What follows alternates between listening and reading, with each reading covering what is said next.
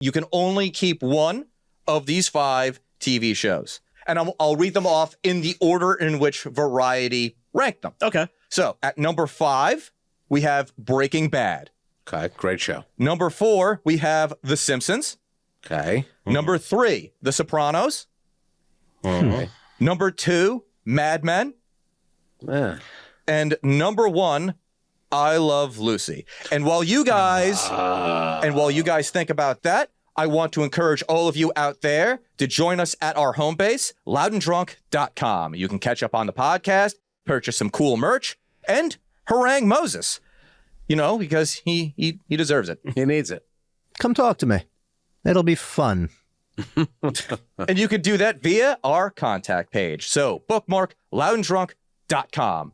By the way, you should also subscribe to this podcast. We are on Spotify, Apple, YouTube, and Rumble. Make sure that you smash that like button, leave us a comment, share this podcast with your friends, and get in on the conversation by joining us on social media. We are at Loud and Drunk on Twitter, Facebook, Instagram, and TikTok. All right, guys, you know the 5 shows: Breaking Bad, The Simpsons, The Sopranos, Mad Men, I Love Lucy. I would love to lead this one. Sure, please. I think all these shows are great.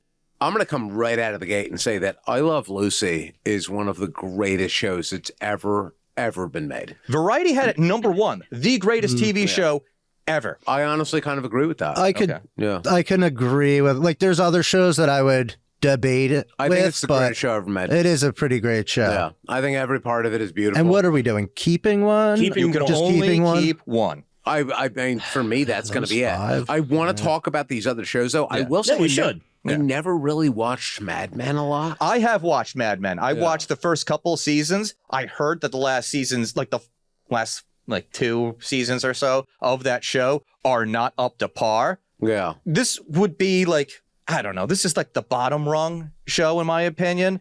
I should punish The Simpsons. I should punish The Simpsons for having like 10, we'll just say 10 good seasons, and then 25 of utter, like maybe not utter trash. Maybe like 5 seasons that were decent, and then 20 years of fucking crap. Yeah. I feel like, for myself, like with The Simpsons, it's that it's gone so far off the rails that I don't think that it's a great show anymore. It should have stopped being a show a long time ago. Yes. Some things need to die. Yeah. It hit a Looney Tunes point where Looney Tunes were great, and then they stopped, and then they tried to keep doing them in different forms, and they're... Yeah. Sometimes you got to let something just like gracefully die. Yeah. And now what I would say is if it stopped, let's just say at season 11. Sure. It ended, or 12, whenever they did the behind the laughter episode. That's the one I keep. Yeah. 100%. Because the weakest seasons you have would be like the first one and the last one. Yeah. And you pretty much have prime Simpsons. That is a fair point. I still don't know if it would win out number 1 for me. Definitely would be in contention if those were the parameters. Yeah. I'd But absolutely think about it. You can't. It's gone on way too long. Yeah. You can't ignore the 25 years of mediocrity and or crap. Right. Yeah, no, that's glaring. I also have to, unfortunately, it's more or less kind of similar with a lot of people in this room. I did not watch Mad Men either. Yeah. So I can't really speak to that one. It was a great show. Like from what I saw, I watched like a season or 2. So I'm not certainly not a veteran, but the acting in it was incredible. Yeah. John Hamm is great in that show. Yeah. And it did a great depiction of the time period. I think that it had all of the things that make a great show. But to me, it was also it was a great version of that time period, but it's like Boardwalk Empire. Yeah. I honestly, it didn't stand out to me as incredible. It was a great show. Yeah. Very good. Props to those who made it, but it didn't do anything that knocked my socks off. You know, it's a very dry show. If you're waking up at 5 a.m. and you're throwing something on as you're getting ready to go to work or something like that, this show will knock you right back out. It's not something that's gonna get you going. I can appreciate it by working in media and all of that, but that's a very niche thing. No. Moses? But at the same point, Breaking Bad, sure, great show, but did that really do anything that knocked your socks off? I would say so, yeah. For myself, I'll chime in on this. Dan, I know you have strong feelings about Breaking Bad, and yours are more passionate than mine, so I'll jump in first. with Breaking Bad, what did it for me is that, I mean, besides like the incredible acting and so on and so forth, what really did it for me is that this was such a great depiction of the everyman going from one thing to the completely opposite thing. When you look at something like basically any of these other shows that we're discussing, like the fucking Mad Men or whatever, you're talking about really like observing somebody in their story and their arc. In their own arc, exactly. They're living their life, and you're watching a story that's very, very similar to your own, whoever you are. It's very relatable. It's very relatable. The story of Breaking Bad it's that, but like on crack. Because it's Well, is that you again, Hunter? Because it puts you in that situation. It's like, oh shit, what would I do if somebody told me I have, cancer and they can't remove it, they can't do anything to treat it? Like, you are just given a death sentence, and you have worked essentially not up to your potential. And you have a wife, a disabled child, and another child on the way. And like when you look at something like Mad Men, I'll just use this as the example. But it's like you look at this, and what you're watching is somebody who's got like a regular paper pusher job. So it's a job that's very relatable to all of us. And it could be anything.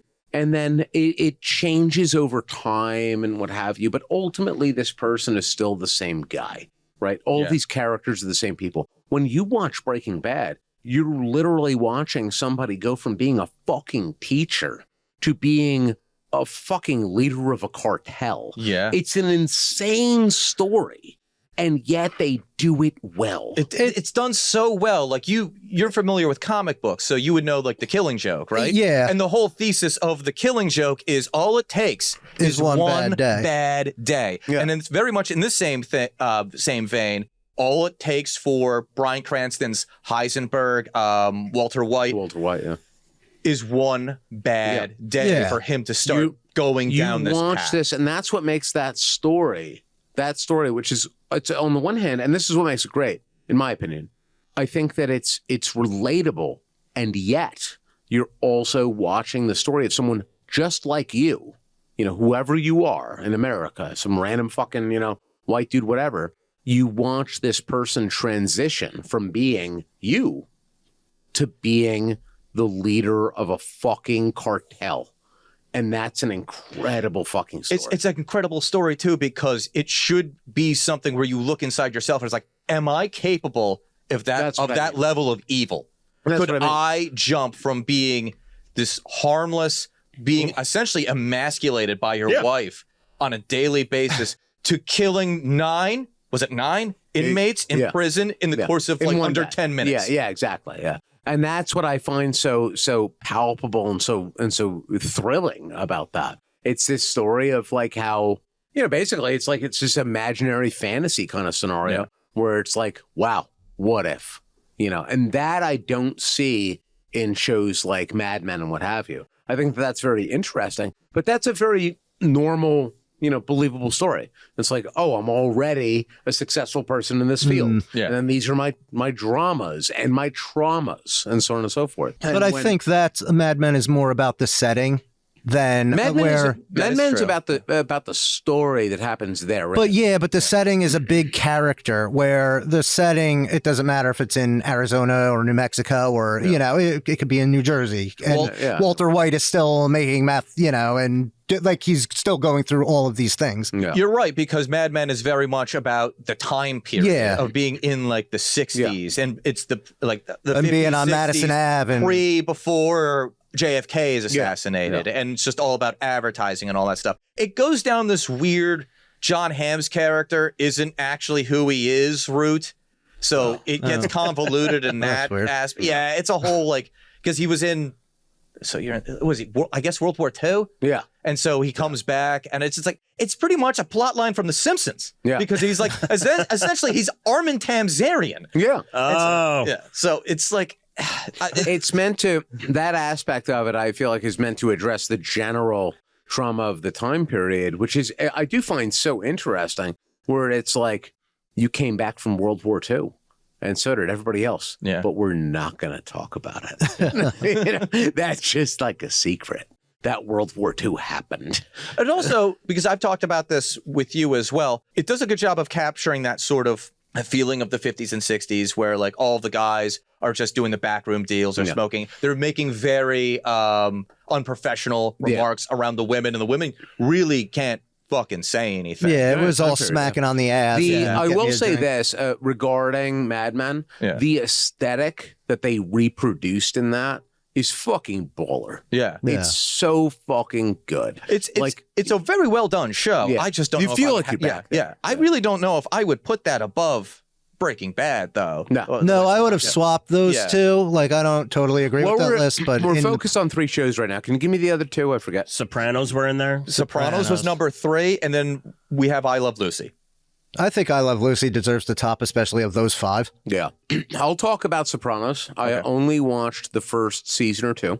I didn't stop watching because I thought it was bad.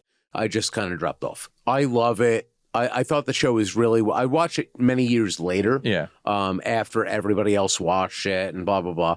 And I just like started... I tried to get into it. Yeah. And it's phenomenal. It's an excellent show. The acting is great. James Gandolfini is just a great actor in everything, I think. And it's a fairly, like, especially us living in New Jersey, I think that it's a pretty astute, depiction of that type of lifestyle. That North Jersey, criminality kind of person. Yeah. I've like been to the bar with people like that. I don't know if they were actually like mafiosa people, but like I've been to the bar with people like that. And it's like, and that's who he was portraying, Soprano. It is an attitude. Is that guy. Yeah. So I enjoyed the show very much so in that regard. It didn't grab me in the same way as some of these other ones that are mentioned, because it just didn't it was, I think that it was so accurate to the point where it was like also slow in that, for me personally, where that I'm watching it and it's like, because your life, whether you're, a Walter White or you're a Tony Soprano or whoever, your life is not like every day is not a thrill ride. You are also just like waking up and you put your fucking pajamas on because you're lazy. And then like you go and do some shit and then you're like, oh, I need real clothes so I have to go to the supermarket, and your life is like still like boring in the same way as like people's lives are sometimes boring. And I think that show actually did a great job of depicting that, the what do you call it? The humanality of it. The humanity of it and how mundane. Yeah, mundane, I think is the word. Yeah. How life can sometimes just be a little bit mundane, not in a bad way, but just how it is. And I think that show did that so well that I lost interest in it for that reason, because I think it just showed you the day to day of this guy who was a mob boss. Yeah, it was because like it was to ground him and make him more related. Like, he's going through a lot of what you go through. Yeah, but that's just it though too. It's that what you were watching when you saw that is that you were watching somebody who had like grown up in the mob.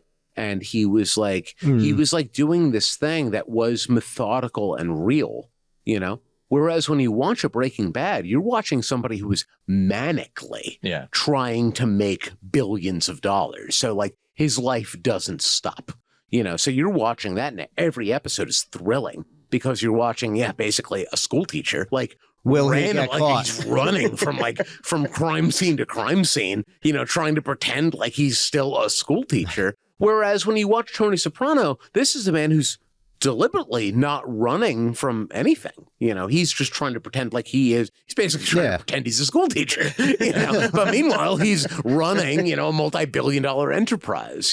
So I think that that's where it kind of like lost me a little bit. I had a very similar situation with that. So like I remember when The Sopranos came out, it was like a cultural phenomenon. Yeah, it was so big. I did not watch it then. I came to it later. Also, I can't remember when that show came out, but I was a little young and didn't care. Yeah. Long time. Or also didn't have HBO. But I came back to it later, and you're absolutely right. If we're talking between those two shows, the tone is way different. Yeah. They're absolutely different stories. And like I very much did enjoy The Sopranos. But you really are hitting onto something there. There is something to the pacing of that show that I mean, it's hard for me to watch a show to begin with, and I had a hard time. Yeah. Like it's having the low-key itch to thing. go back to watch the next episode. You're basically if you will. watching a fat Italian man like live his life. Yeah. You know, I mean, there's not a lot to it. I too got into it late, and I've already seen a fat Italian man do all of these things. And it's like, all right, whatever. So, Justin, to answer your question, it started in 1999. Okay, yeah. Was it that early? Yeah. Well, I mean, 14 years old, I guess. Somewhere around there. I kind of remember the last episode, and I know it was in the early, or maybe the late 2000s, maybe 2008. 2007 is when it ended. It was a 7? Yeah. And that's actually the problem that I had. Like, I didn't get into it because it was such a cultural phenomenon, and then I was in the Navy. And that's actually the only time that I actually watched The Sopranos, is when people would have it on in the shop, and I watch it, and I'm like, oh, this is a pretty good show. But I never got grafted on. Right. And that's probably, like, if I'm thinking in terms of what do I eliminate, I mean, like, if we only can keep one, then obviously that changes the dynamic. But if I can keep all but one, I might want to keep The Sopranos, because I haven't given it that chance, and I have heard good things of it. I have given Mad Men a chance, and it made me fall off. The Sopranos, however, I haven't given that chance yet. Fair. Oh, in that form of question, then I would too drop Sopranos, because I haven't seen Mad Men, so I'll give that a chance at least. With I Love Lucy. Yeah. I put that at the top. That's one of my favorite shows of all time. So very biased here. I don't have anything bad to say about it, so I can only say why I would venerate this show so much. First and foremost, that show, and just because of the time period, that show was innovative. Yeah. It did so many things that nobody else had done at the time. That's first and foremost right there. Second, the real relationship that... between the two of them. Exactly. That Lucy and Desi Arnaz had at the time, that's palpable in the show. That's a real thing. You're watching a real life couple basically deal with their real life problems, and you're watching them in real time. That's incredible. And it's like, that basically that's like the harbinger of fucking reality TV. Yeah. You know, I don't mean like a sad way. I wanted to make sure that didn't just slide. No. It's like a Moses McCarthyism mention. Jesus Christ. Here we are. I know it's black and white, but that's a redhead if I ever see one. Oh, damn that Cuban. Gracious. Here we are. Yeah. And on top of that, I find the comedy of that show to just be incredible. I've watched a lot of it. I know that probably most people are not super into the show as I am, but like the comedy that existed in I Love Lucy is the same comedy as we see, like the good comedy that we see replicated in modern day comedy. Like the jokes are the same. You're just mimicking the same fucking jokes. They don't exercise the physical comedy as much anymore, though. It's not slapstick. No. But I Love Lucy had a bit of that into it. Oh, degree for sure. Yeah. But it's like, these jokes, basically it's like, it's the quintessential joke of like, you know, I'm doing this thing and then my spouse got home and they're shocked and now we're going to do a whole shtick about it, you know, and that's basically what the whole show was. But that's also like, that's what real life is. You know, it's a matter of like, I'm just doing what the fuck I'm doing. And then like, here's this hijinks that I didn't prepare for. And we're just going to make it work kind of scenario. It's situational, but it's funny, like a comedy. Oh, you son of a bitch. I'm in. Yeah, I'm in. And like, I'm out. Like, for me, like, I Love Lucy, like, when I was a kid, I watched, because it would be on for like multi-hour blocks. Yeah, I've seen every episode. The Nick and Night. That's how I got into Golden Girls. That makes sense. But like, it was just always there, always watching it back to back to back. Yep. And it's not, I mean, there is some storyline things that go across it, but like, you don't need to watch it in order. Yeah. It would be basically every other episode was that they were having a dinner party or just their two neighbors. Yeah. So it was highly predictable. Well, Fred and Ethel were always there. They were always there. Yeah, exactly. Those are their best friends. Yeah, and it would be the men would be talking about how their wives were shitty, and the wives were pulling some sort of a scheme. Yes. Yeah. Always. Yeah. 100% of the time. But I love that though, and again, that's the thing that always gets replicated. And their jokes in it were just very relatable. They weren't trying to because it was a time period before you really had to do anything. You didn't work very hard for the joke because nobody had told the jokes before. So, well, they haven't been mass marketed in a way. That, So like they were doing these jokes for the first time. So it was the very first time basically that you heard the joke of, like we're wives and our husbands are idiots and we're going to like pull off this crazy scheme so that our husbands don't know that we're doing blank. It doesn't fucking because matter. I spent them this rainy day money. Yeah, exactly. But I got to replace it. Completely innocuous. And the numbers, even in terms of that, like the rainy day money, they would be like, oh my God, I spent $20. And it doesn't even mean anything to you because we live in fucking 2024. And it's like $20. What does that mean in 1950? It's like, you have no fucking idea. What? How much gum are you buying? But what was palpable about it, and what was so real about it, is that like it was what you were really dealing with is that it was these couples, and they were just having this like it was like a heart to heart kind of thing where it's like husband is frustrated with his wife but loves her. Wife frustrated with the husband but loves him, and then you've got the neighbors who are there for no reason and you love them, but you wish they weren't. And, and so on and so forth like that. And I think that's the quintessential tale. It's the tale as old as time.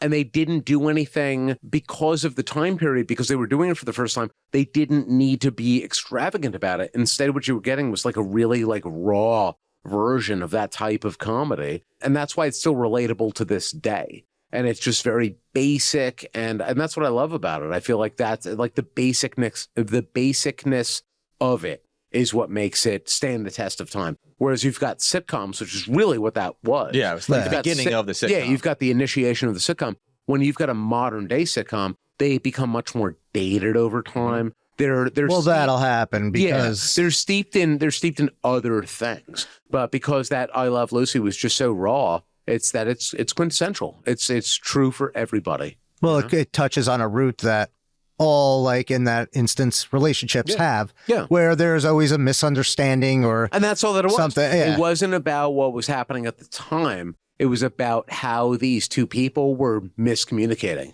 and that is real for everybody. That's where the catchphrase comes from. Lucy does something, she fucks up, and then Desi, I believe it is, comes in and is like, Lucy, you got some splendid.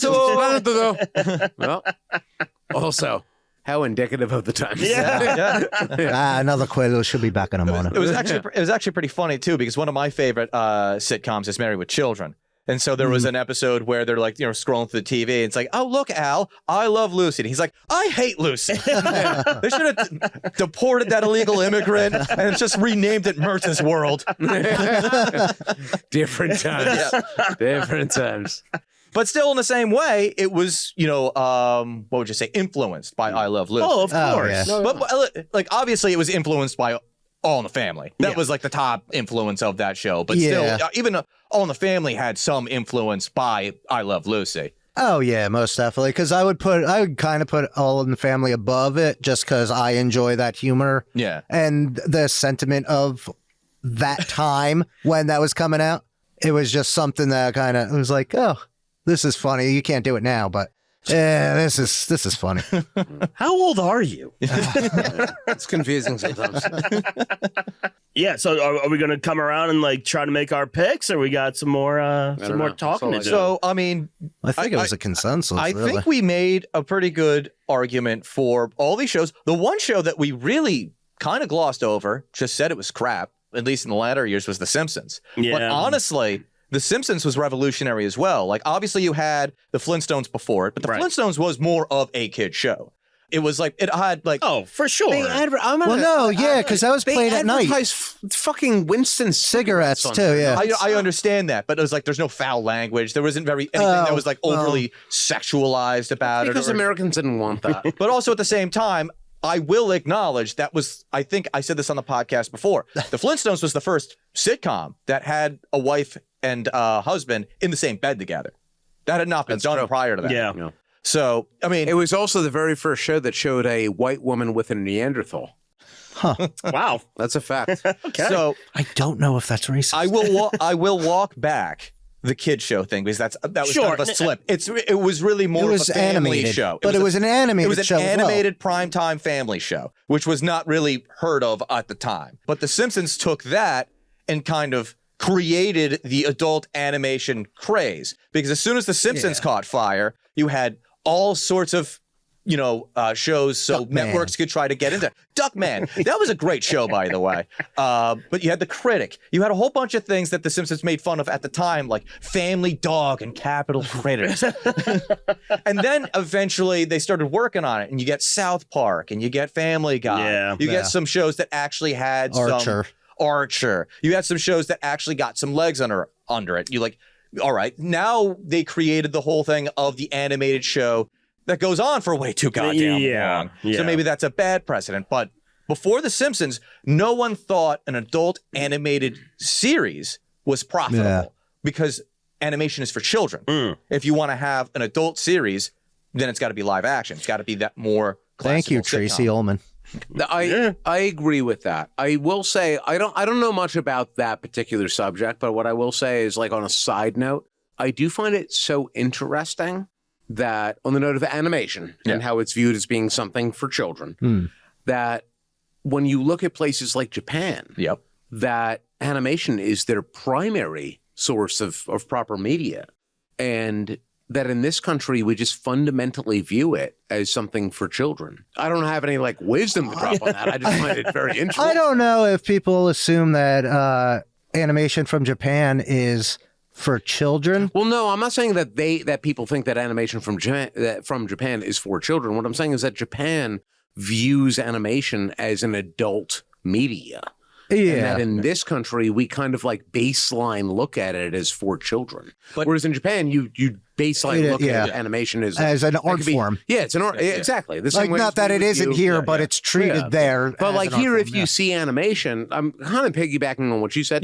That here in this country, if you see animation, you're like, oh, it must be for kids. And then your mind could be changed, certainly. Yeah. But that when you look at a place like Japan, their baseline is that, oh, it could be for anybody or it's for adults, But it's not that it's for kids. In other words, animation is not for kids. It's not the fallback, the automatic response. Yeah, that's what I mean, is that that we just so immediately describe it that way. And I do the same thing, so I'm very guilty of it. But I just find that interesting by itself. Because there's many things that I've watched where they are animated in some way, shape, or form, and they were amazing, like intellectually stimulating and so on and so forth, and certainly not a kid's thing, but that because it's animated, it's kind of like people look down their nose at it. Let's say I even look at it where I'm like, is this legit? Because it's animated, so it must be for children. And then I watch it and I'm like, oh shit, that's fucking baller,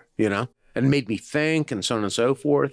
Animatrix comes to mind as one example, And a big, now in terms of that, anime had preceded The Simpsons by many years. Obviously, But in this country, the big reason why we have animation, at least now we can bring to the table, animation is not for kids strictly, is because of The Simpsons. Yeah. True.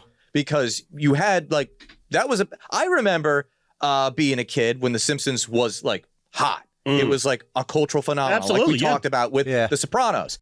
And I remember my mom and her sister, my aunt, had an argument. And they're like, well, you let your freaking boys watch The Simpsons. And I'm like, is it that bad of an influence? Back then it was. George H.W. Bush said in a speech, we need a country or an American family that's more like the Waltons and less like The Simpsons. Exactly. And that's why he's still the president, because he was fucking right. And that's why Homer beat him up a couple seasons later. I forgot about that little quip. Yeah, so that's why, glossing over The Simpsons to a degree is kind of not doing it justice, because when it was good, it was the best show ever made on TV. When it was good. And that is the problem. That is the inherent problem. If you go from season 2 to 9, perfect. Yeah. Very few problems. Very few warts on the face or whatever the heck. The problem is there's stuff beyond season 9. Now, not all of the stuff beyond season 9 is trash. No, and I'm sure there's some good stuff in there.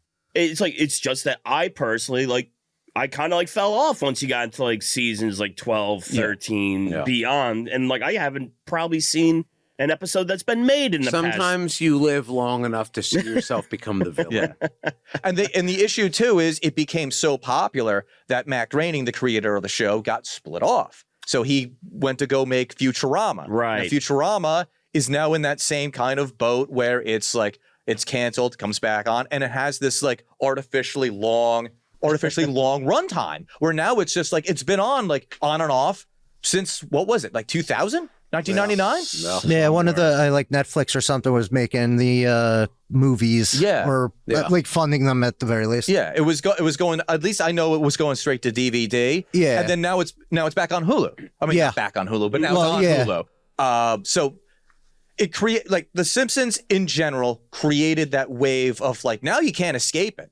Now it's just like Fox is now just like, I guess Sundays is just animation block. Animation domination. But if you get rid of The Simpsons and Family Guy, you just have all of these new animation shows that nobody knows. Right. And still gives Bob's a shit Burgers. about. I don't know. I don't know what they're doing with that block now because I think it's more profitable for them to try and put The Simpsons, Family Guy, and Bob's Burgers on the streaming platform so people will actually sign up for it because fewer and fewer people are, have cable. Well, that's absolutely accurate. Bob's Burgers was fine. But it was fine.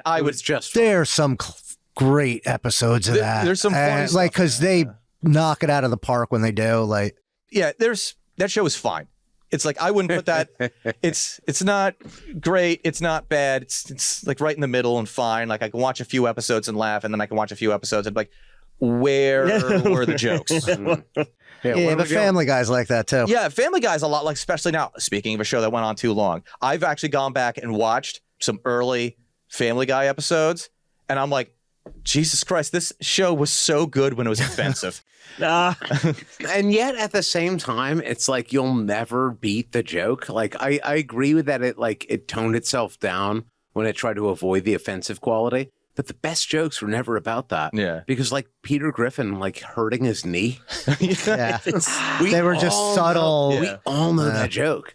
And that's the best joke. Yeah. And there's nothing offensive about it. It's just a stupid fucking It's the stupidest joke that you could tell. I will say it's funny because you keep telling it. I was very much a connection to where we live. We always have to worry about the New Yorker, tourists. There were the episode where the New Yorkers went up to Rhode Island. Oh, yeah. They were the Leafer episode. Yeah. And so the episode where they're all in church, when they're all in church, and freaking Stewie just pops up and scares the old little lady in a devil costume, and he's like, "Some of my comedy props were from Jack's Comedy Shop in Southern Attleboro, Connecticut. Remember, if it's not funny, it's not worth Jack." And I was just started rolling because why would you sneak that in there? But again, it's not an offensive thing to be had in the entire gang. Right. But it was just so well done. Yeah. But going back to the show was so good when it was offensive. The whole episode when Peter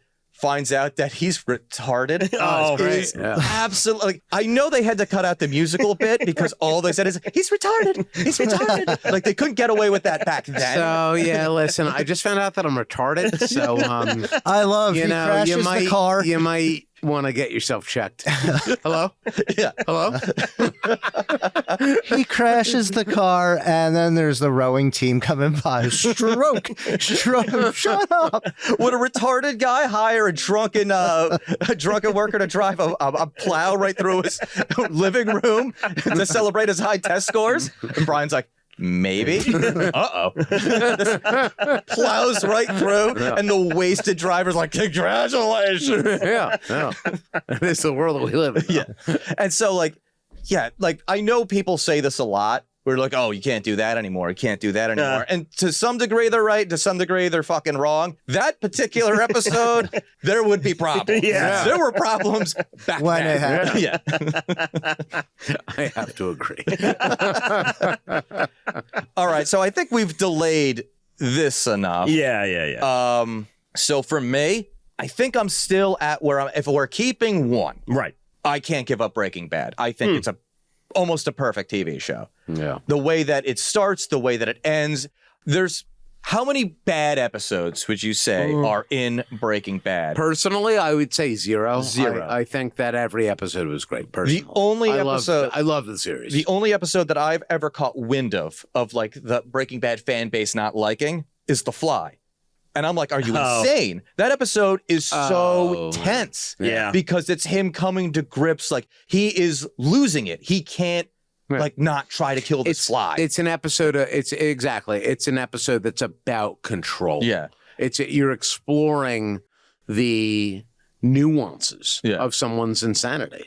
And also when he's not sleeping for days, he's fucked up from just like sleep deprivation and all that. What's that like? You wouldn't know anything about that. He's about to tell Jesse about Jane. Yeah. Oh, that's right. Yeah. In that episode. And that's why I can't for the life of me think, like, why would you think that episode's bad? He's about to do the thing of saying, like, I watched her die. Yeah. Yeah. And like, wow. No, that's that's the bad episode, according to the community that loves the show. Exactly. You're watching a man unravel. Yes. It's not a bad episode. No, it's not. So there are 0 bad episodes in Breaking Bad. The Simpsons has seasons worth of bad episodes. And at this point, and seasons to come. There's more bad ones than good ones, and that bad list gets longer every day. It does. So it's kind of like if the Simpsons were a sports franchise, they were like the Montreal Canadiens back in like the day when they were just winning nonstop Stanley Cups. And now they're the Montreal Canadiens of today, where they haven't won dick since 1993. I was going to say the Dolphins, but I don't like I don't understand this simile. There's also the Miami Dolphins. Yes, thank you for bringing that up. Sorry, Dad. Sir. I only said it to Moses. Are these your my wound? slave? I don't know. Always there to kick you when you're down. Now, if we were to turn this around and say, if I had to just get rid of one, I think I get rid of Mad Men. I haven't finished Mad Men, so maybe that's unfair of me. But also, then again, I've only watched a few episodes of The Sopranos. Yeah. So I don't want to be unfair to The Sopranos, but I have enough of the scope of the good seasons, the quote unquote good seasons of Mad Men, where I'm like, I have an idea. And if it gets worse from here on out, then maybe I don't want to be a part of it to begin with. I'll say this, like my take on it, like to a degree with us, is that I'm also viewing them in terms of what do each of these shows, just based on what they are, what do they deliver? What are they giving to you? Yeah. And so I look at like a Mad Men and a Sopranos as being like similar in what they're like kind of putting forth sort of scenario. Like obviously different themes, you know, one's a marketing thing, right, and the other one is a mafiosa in a different time period. But like I Love Lucy clearly stands alone in terms of like what it's showing you. This is a romantic comedy, so on and so forth. The initial sitcom. There's only one other sitcom on the list. The story of Breaking Bad is a story of a man who's like losing his fucking shit and his life is unraveling, and how could this be you? So then you could kind of correlate that a little bit over to Sopranos, but it's not as clear then, you know. So it's not a clear cut kind of thing. I relate Sopranos and Mad Men much more so to each other, in that you're talking about a strong alpha male character trying to figure out his way. Things are fucking up for him, etc. But it's not acute. It's over a long period of time, and so for that reason, the shows are very similar to me. And the stronger of the two, it was Sopranos. So therefore, I would say that Mad Men is the one that I would kind of cut loose if I had to. And you would keep I Love Lucy. I would have to, because it's unique within the context of these options that we have. I Love Lucy stands alone. So even if I think that it's actually the best show in this roster, but even if it wasn't, I would still keep it because it's unique. So it's different. I know when we were kids, we would meet up and actually talk about The Simpsons back when it was good. Are you in the same boat as I am? It's just so much bad has come after it, where now it's like, I can't with this. I personally feel that way. Yeah. I think that, as you know, I love The Simpsons. I've memorized so many episodes of The Simpsons. I know all of the first, probably, what would you say, Dan? Maybe 9 seasons. I know them pretty well. Yeah. I know how to do the quotes. I know the lines, etc. Everything that came after that was such fucking dog shit that I almost wish that I didn't remember those first seasons. It became such a bad show that I don't like it anymore. You know, it's basically, I feel sad saying this, but The Simpsons for me is Metallica. Oh. Yeah. It's something that I know so well and I love it because it's great. But then over time, they made their best effort to ruin this for me. And they just wanted to like piss in my cereal. And over time, that bowl became filled with James Hetfield's urine. And now it's a thing that I can't enjoy anymore. At least you didn't get any of that Dave Mustaine in there. Yeah, that's true. I mean, I got to be grateful for what I got. But no, I feel like The Simpsons absolutely, it's just, it became so bad that I just can't even enjoy it. It poisoned the well. So I don't enjoy it at all. But, and I have difficulty even watching it now. Thank God I've memorized all of it. But I don't enjoy it anymore. That said, what it did at the time was great enough that I can choose to forget the new episodes and make the most of what I remember. Exit light for The Simpsons. Yeah, we are. Yeah. And night definitely entered for them. Yeah. So, Justin, do you have a... Yeah. So basically for me, and like I hate to be jumping on the bandwagon, ultimately I'm keeping I Love Lucy. It's for like the style of show I love. Like it's always there. If I was scrolling, if I had cable and I scrolled past it, I would watch it right now. 100%. Which is hard. Like and as far as getting like, I can't give Mad Men a fair shake because I know about it. Yeah. Haven't seen a single episode. And in fact, I'm actually drawn to actually try to go back and watch it. But so I'm kind of putting that off to the side. The Simpsons, it's like I said, it's kind of, you got to have a lot of quantifiers about this show. And yeah, ultimately keeping I Love Lucy. And if I had to, what was the inverse of this? What were the inverse is you have to keep one, or if you could only eliminate one out of the 5. Okay, so that's, and like I said, I'm giving Mad Men, I'm even taking it off the table because I can't give a fair thing. No, I'm not going to say The Simpsons. It would be probably Sopranos because it's just a pacing thing for me. It's just the style of shows I like, and that's probably where I would go to drop one off. Sopranos takes its time. Yeah. But also, like, this was a point I was going to make about The Sopranos. You can get like a fast-paced mafia piece of media anywhere. Yeah. You could watch Casino. You could watch Goodfellas. I was going to say, like you could just... It's all over. You could watch a movie instead of this TV show. Yeah. So, like, it's unique in terms of, like, the day-to-day operation. But at the same point, you can watch Falling Down and get Breaking Bad. You could, but, like, it doesn't... I don't know if I agree with that. No, he's out of line, but he's right. I've made the point on this podcast talking up Falling Down. They are very similar in watching this person...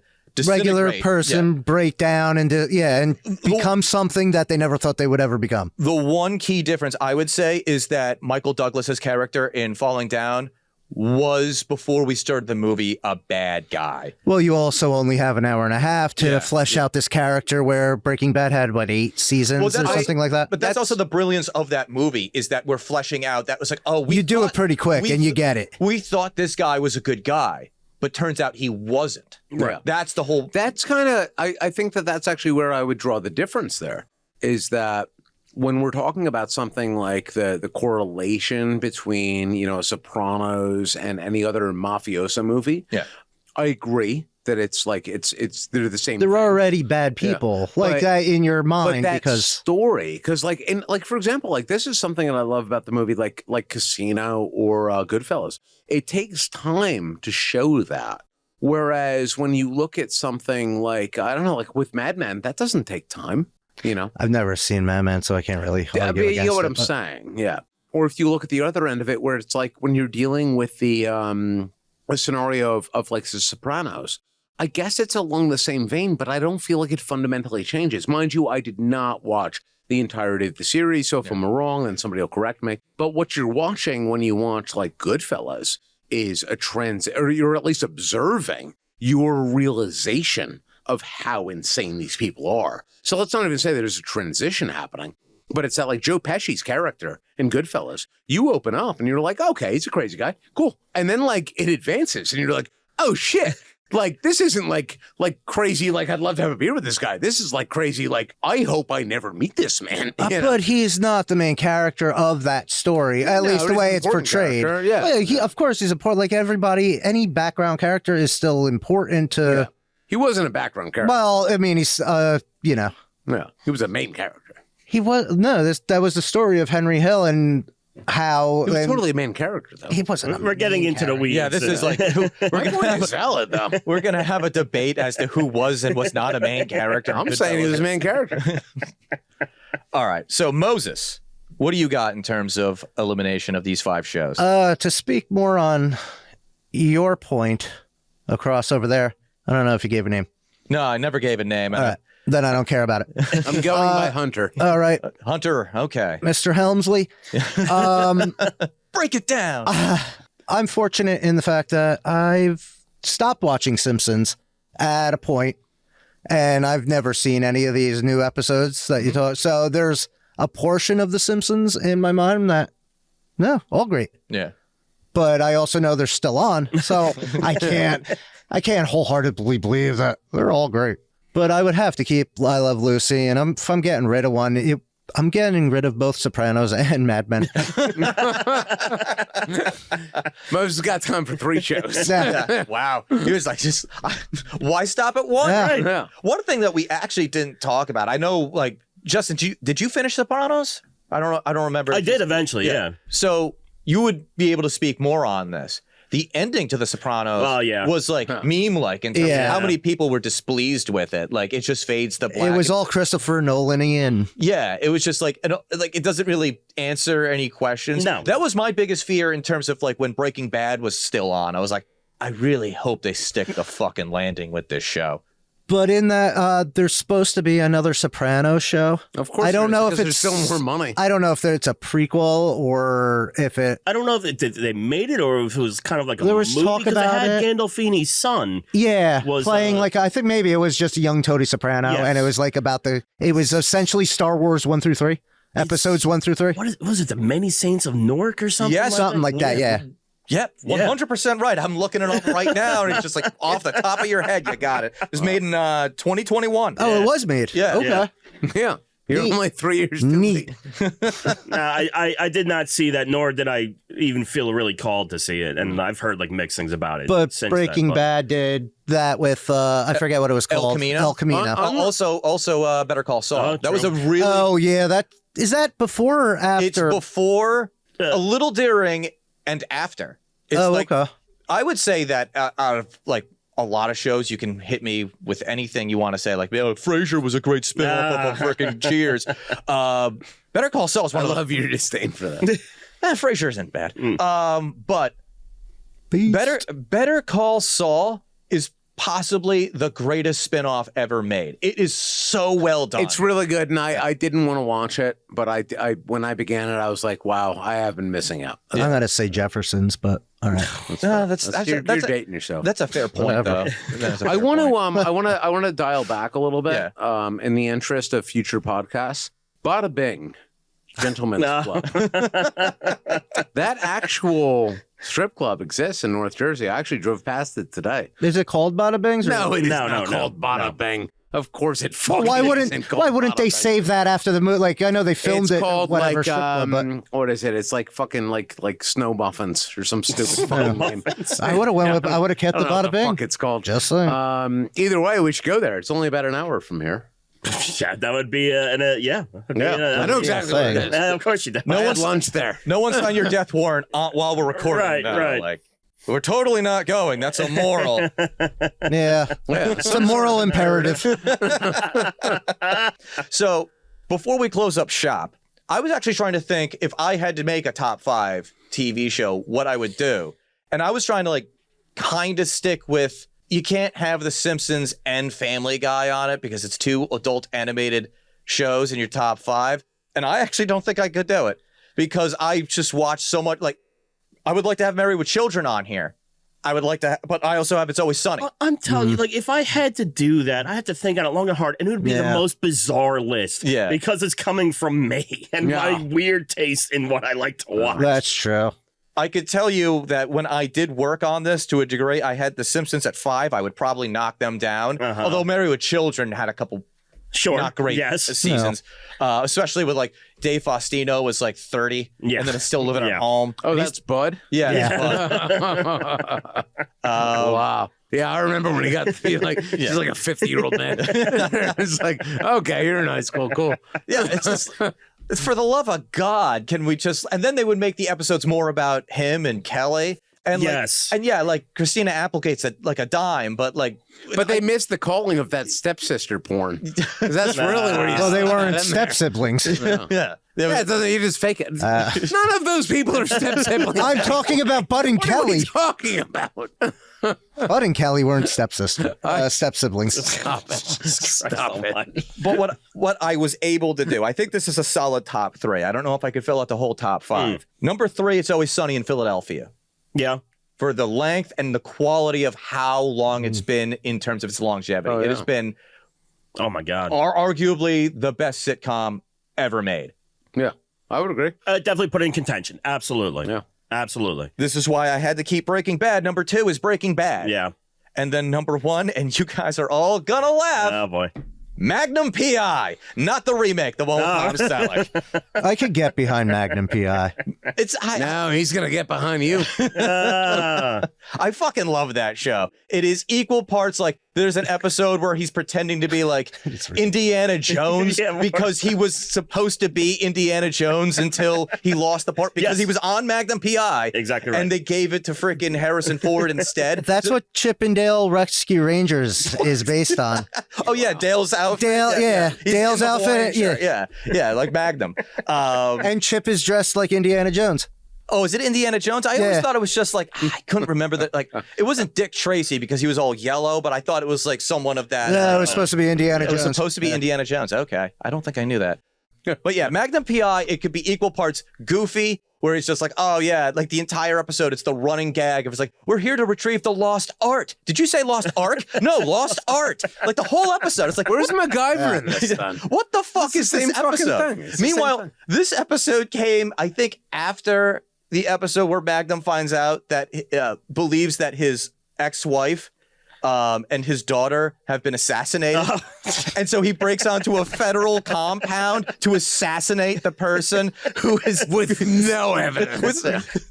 Believes that they were assassinated. There's a whole scene. Imagine that. Oh, if it wasn't for Magnum PI walked so Jack Bauer could run. I think if you were to remake Magnum, not in the way they did now, where it's like Higgins is a chick and like, I don't know, like Rick and TC are trans or something. I don't know what they're doing with that remake. You just nailed it.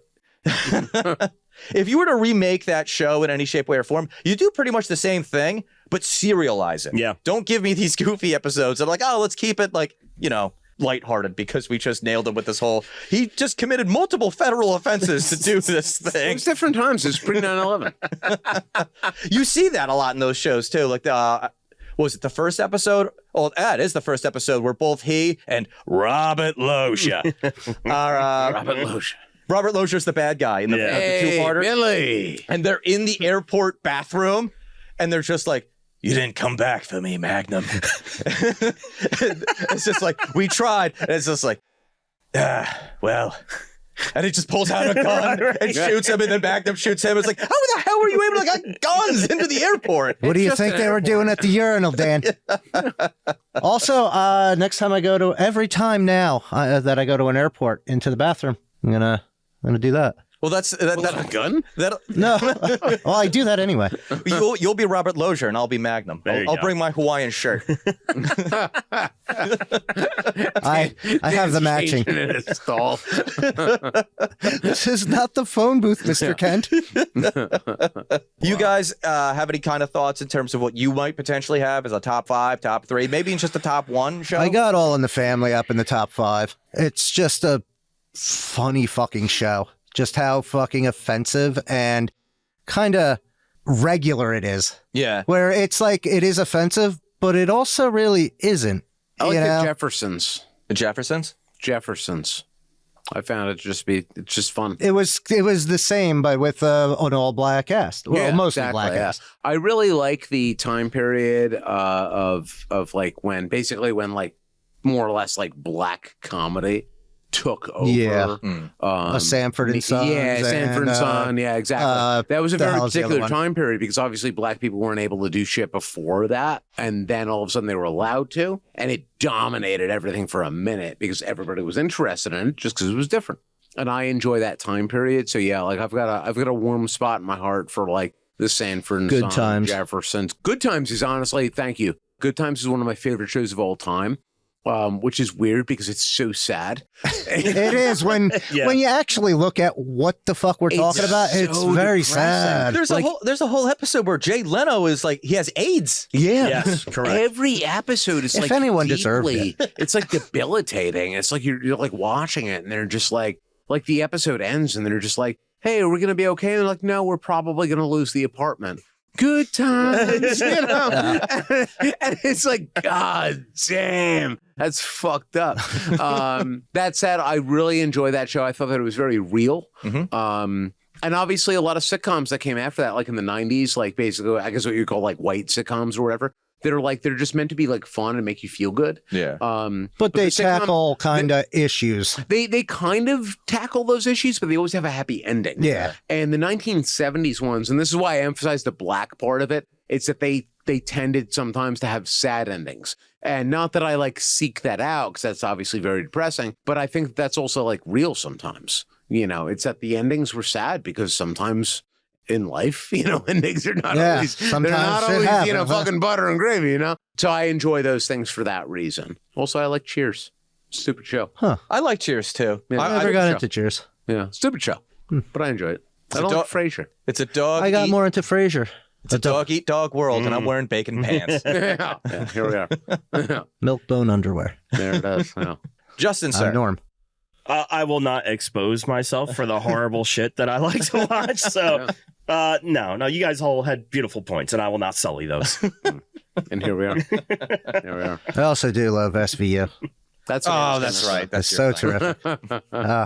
It's like a blanket. Like it's like I can go and watch any episode. I don't know how you and I'm safe. Like I'm where like I get it. That's actually real quick before we wrap up. That's actually so that's a show that you will throw on and just kind of like you've watched it a billion times. Yeah, I know. You can still throw it on. Yeah, and I'm always surprised by something different. So please, then I'll jump in. Yeah. Because I've walked in on you at the office. Ooh. So we work together. Yeah. Yeah, he's got one hand. Yeah. Let's not even go there. I've only got one hand. I walked in there. Yeah. The other one's busy. But I walked in there and you're watching this stupid fucking show and it's like, I'm glad that you got a thing that you like. But like you're watching this fucking SVU. And it's like, I truly don't understand what the fuck the appeal is because it's like every fucking episode is exactly the same. And I walk in and they're just like, oh my God, someone raped this person. Who the fuck would do this? It's unbelievable. And I'm sitting there and I'm just like staring at the TV and you're like into it. You're like doing your shit. And I'm just like, your whole job is to investigate rape. So it's like, so you know that someone did this. That's like a thing that they made that a point. They said, who would do this? Not what would do this. They're shocked, which is ridiculous because they shouldn't be shocked if that's their full time. I mean, I feel like even if you see emaciated bodies every day, the first time you see one that day, you're going to be still taken aback. No, I'm going to stop you right there. I don't think this deserves the legs we're giving it. Yeah. I was going to ask you guys because that's his blanket show. Yeah. Like, what kind of? Do you have a blanket show? I mean, like you put Apocalypse Now on as a blanket, so maybe I'm glad that you said that. That was going to be my answer. I don't have shows that I watch. I will say this. So yes, my normal go-to is movies. Yeah, and I like weird, fucked up war movies because I'm a lunatic. As far as shows go, my blanket shows, if that's the term that we're using, I watch them with my lady, and they're dating shows.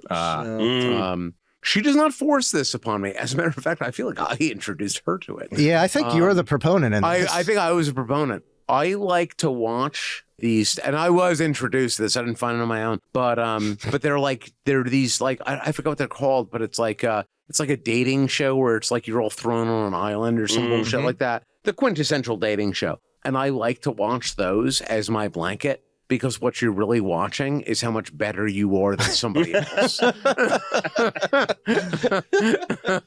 is comforting. Yeah, it's comforting its own way. And it's just like, and like I watch them and like the hubris and whatnot, even leave that aside. And I still watch them, just completely leave that out. And I watch them and I'm just like wide-eyed and I'm like, wow.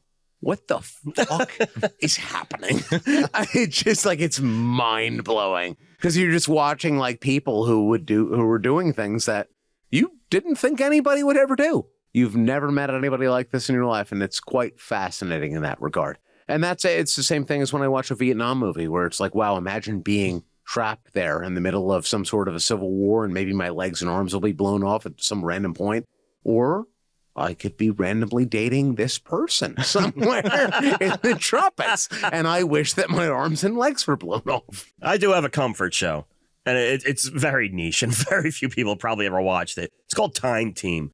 It is an old British archaeology show, and it ran for like 20-something seasons. There's a million fucking episodes. I love the obscurity of this. I'm so weird with the media I take in. But it's very bizarre. Half the people, you can't understand what they're fucking saying. They're like low country, like Welsh people. And it's like hosted. This is how old the show is. It's hosted by Tony Robinson, and he had long hair when it started. Wow. And that's I put it on if I'm like just having like a night on the couch. I'll put it on. It'll just run through random episodes on YouTube, and it'll just go forever. And little by little, Justin's sidearm lowers. It's so true. It's so weird. For me, it's American Dad. Oh, okay. I fucking love that show. The Roger the Alien is such an asshole to everyone. Yeah. Sometimes murderer, sometimes rapist. Yeah, yeah. I like the a little bit of the political satire they do too, because they have Stan B, the stereotypical like neoconservative, and then you have Haley, who's the like the hippie liberal type. And they do a great job of making fun of both. If you watch like if it's not the first episode, it's the second episode. They make a border joke. Oh, they're literally like the CIA is watching the border, but they get a half day. So as soon as they leave, you just see like Texas and Mexico, and it goes from then like there's just a group of people that go from one screen to the next. Yeah. Oh my God. And there's so many seasons of that too. So like you could just put that on and just like just lose yourself. When that came around, like I never fully got into it because I think I was just burnt out on like that sort of thing at that moment. So, like, I don't know that show that well. I've seen a handful of episodes, but, like... It's a good show. Yeah. I really enjoyed it. Yeah. There's a bunch of them, too, that I absolutely love. That show turned around for me when they invited George Bush over for dinner. And he's just a great episode. He's just a retard the whole time. Like, they lure him up to the attic with a baseball. He's like, come back here, baseball. Baseball. So, yeah, it was one of those shows. It did such a great job of punching at both sides. And that, in terms of me, that's what comedy is. I like that one a little bit better than Family Guy. Yeah, Family Guy burned out very quickly. I think the same thing with Archer. That burned out pretty quickly as well. Yeah. So some of those shows, like, you know, when you have a great first season, that's a problem because your longevity is probably not. It really kind of is, yeah. There's nowhere to go because you started up here. Yeah. So where else do you go? Yeah. It's hard to keep that lightning in that bottle. Yep. All right, guys. I think we're just about done here. We'll hit last call. Nice. I still have some whiskey. Well, I mean, no, that's the last call for all the people listening. We're going to keep drinking. Yeah. Oh, I hope that they keep drinking. Yeah, I mean, keep drinking too. Yeah, you can keep drinking if you want to. I'm not your mother. No. I can't tell you what to do. Do what you want. But I can encourage you to subscribe to this podcast, to leave us a 5-star review. Check us out on YouTube and Rumble. Make sure that you like, comment, share, and hit that notification bell so you don't miss out on any of our content. Follow us on social media. We are at Loud and Drunk on Twitter, Facebook, Instagram, and TikTok. If you enjoyed this podcast, then become a Loud and Drunk supporter at patreon.com/Loud and Drunk. Also, I want to encourage you to hit up our home base, loudanddrunk.com. Catch up on the podcast. Check out some merch. Harangue Moses. Come at me, brah. What the fuck? You can give Moses like little hints. You can make fun of him for like an SVU. You know what? I don't care what you do to Moses, as long as he just shows up here and still does the podcast. Cash me online. How about that? Oh my God! Wow. So for Justin, Moses, and Hunter, I think you were Hunter Hurst Helmsley, maybe? Yes. Triple H? Break it down. It's time to play the game. Yeah. I'm Talk Dan. to my attorney. And until next time. You clearly don't know who you're talking to, so let me clue you in. I am not in danger, Skylar. I am the danger. A guy opens his door and gets shot, and you think that of me? No. I am the one who knocks.